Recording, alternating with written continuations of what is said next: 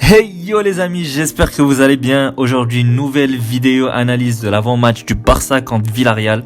L'objectif reste le même. Obligation de gagner pour le Barça afin de rester dans la course pour la Liga. Et surtout que le choc de cette 15e journée va être le Real contre Séville, où le Barça peut clairement en profiter en cas de match nul ou de défaite d'une des deux équipes.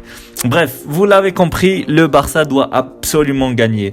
Dans cette vidéo aujourd'hui, on va parler de l'état de forme du Barça.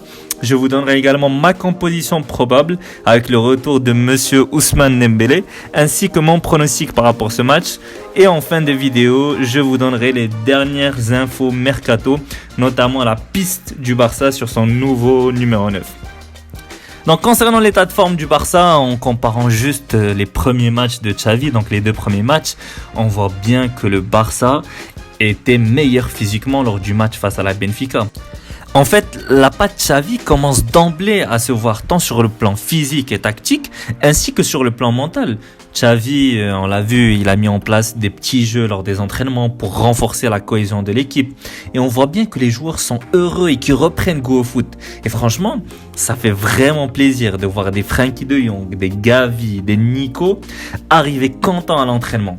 Bref, le plus important pour nous fans du Barça, c'est de voir du beau jeu. Et le moins qu'on puisse dire, c'est que le Barça sous Xavi commence à nous proposer du beau jeu. Bon, on va pas s'enflammer non plus. Ça reste que le troisième match de Xavi, les gars. Mais bon, de toute façon, on peut pas avoir un Barça pire que celui de Koeman. Donc, concernant la composition, Xavi a pu essayer deux systèmes. Il a pu voir plusieurs joueurs sur le terrain.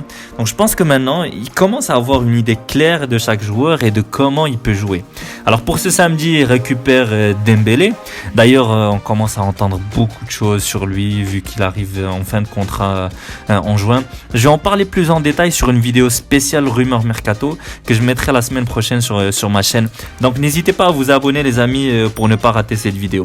Du coup, pour samedi, je pense que Xavi va remettre en place son 4-3-3 avec au but Ter Stegen. Ter Stegen d'ailleurs qui est bien en confiance, 2 clean sheets.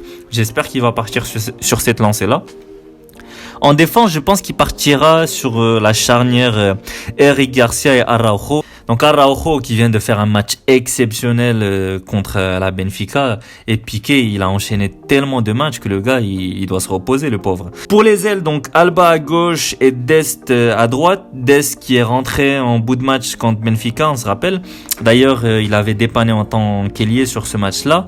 Là, j'aimerais bien le voir sur son poste de prédilection. Il a sûrement eu quelques conseils de la part de Dani Alves, donc j'ai hâte de voir ce que ça donne. Au milieu de terrain, on aura droit à Busquets en tant que milieu défensif.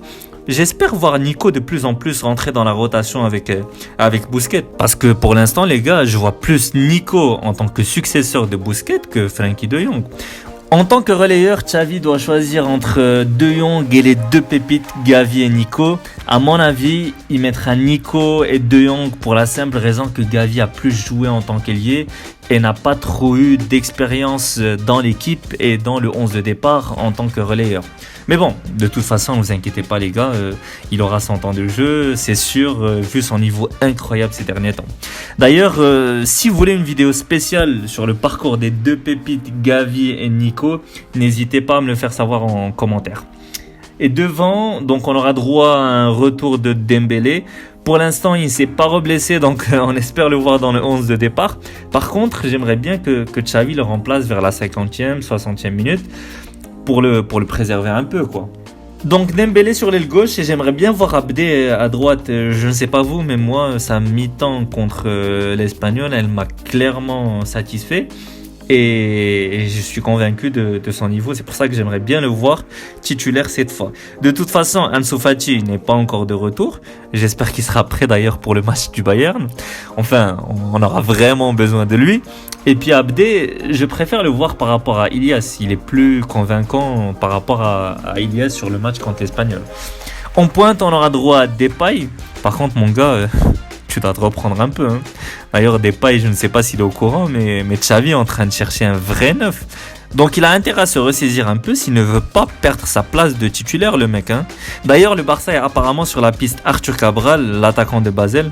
Je vais en parler plus en détail sur la vidéo spéciale Mercato, mais je pense que ça sera plus que nécessaire d'avoir un numéro 9 en janvier.